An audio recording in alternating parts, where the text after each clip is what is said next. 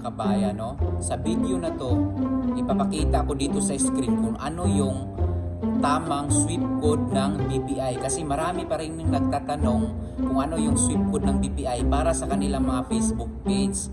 Kaya kabayan, yung ma-search din nyo dyan kabayan sa Google, yung sweep code ng BPI sa Google ay may lalabas dyan, pero pag i-fill up mo yan sa payment method mo, talagang hindi mo magamit kasi mag-i-error, di ba?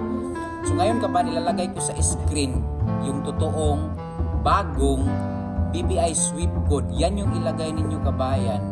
Kung gagana yan sa inyong mga Facebook ay legit yan.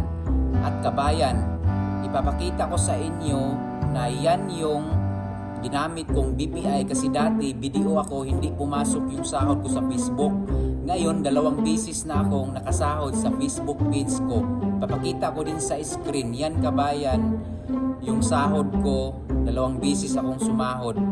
Tapos kabayan, ito na naman yung BPI na sweep code, na BPI bank account yung gamit ko.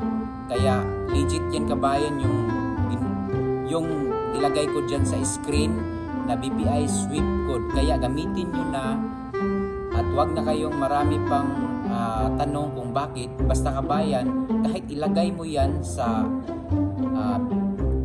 method ng inyong payment method kabayan ay wala mang mga problema yan kasi pwede mong palitan. Katulad sa akin, video ako dati pero pinalitan ko ng BPI ngayon.